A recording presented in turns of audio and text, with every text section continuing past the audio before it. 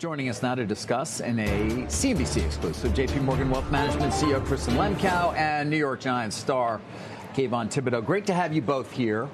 Kayvon, let me start with you. Why are you part of this effort, and what is it you're really trying to do for these athletes who are now obviously getting cash for the work they're doing on the field at various universities? Well, for me, it started, before me and Kristin met and when I got on the NIL Athlete Council.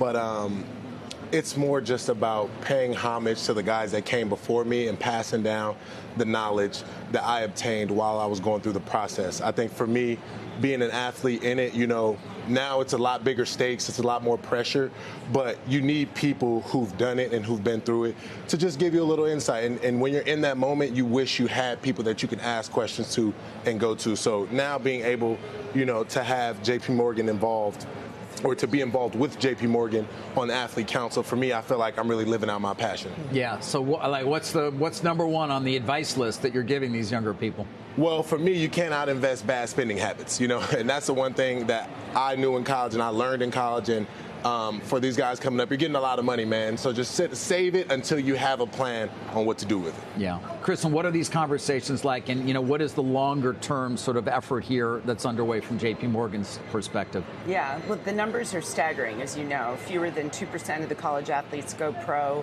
Once they go pro, their career is usually over by the time they're 30. They don't have a college degree. It's usually over, not of their choice.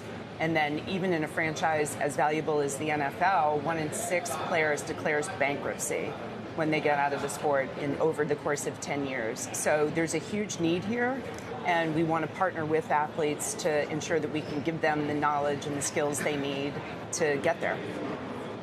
It is amazing. I mean, you got to feel for these kids, these students who are hearing from people knocking on their door with money, hearing from agents, trying to listen to their parents, trying to listen to the AD.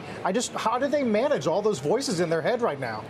Well, for me, I think, where my piece is just helping change the culture of money. And I think these conversations, they start when you're a kid in the home, but as, you turn 18, 19, 20, and you are blessed with all these opportunities, like, it's on you. The burden is on you to start to have these conversations and become comfortable, with it. So, when it comes to finding out all these people, you just got to keep equipping yourself with knowledge and asking questions. I always tell guys to make sure you cross-reference, all the people that you meet when you're coming in contact with them, and just continue to be weary of the naked man offering you a shirt. That's one of those old proverbs. But definitely, ask questions. That's my.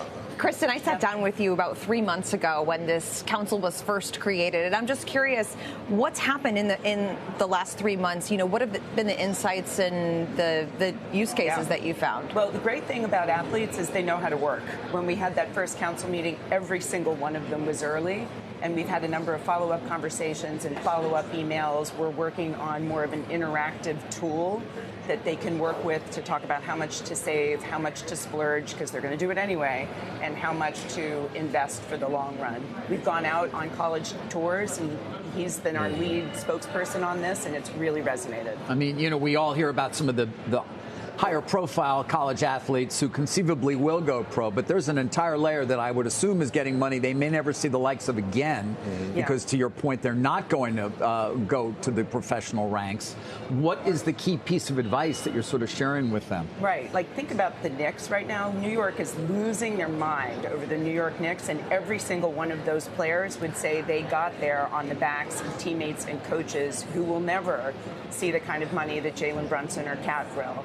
And so I'm really proud of the fact that JPMorgan can take any type of investor. We're not just looking for the Kayvons and the Bradys. We want all of these kids to get the advice and the access to the resources they need to make that money last. Kayvon, there is a concern in college sports now, though, about the concentration of power in a couple of conferences. Obviously, NIL money goes largely football and basketball, and that other sports may be starved for resources as you get this competition. I mean, I'm just curious to think, as your thoughts, given you were the initial class, I think, that was eligible, how you think about the debate right now around NIL. Well, honestly, it's a competitive market, and that market is competitive for these schools because there is no salary cap. There is nothing that is hindering these athletes from making whatever their hearts desire. So for me, I'm kind of all for it. I think there is some bylaws that need to be put in place. There is some things that need to be understood to kind of regulate and still keep it competitive.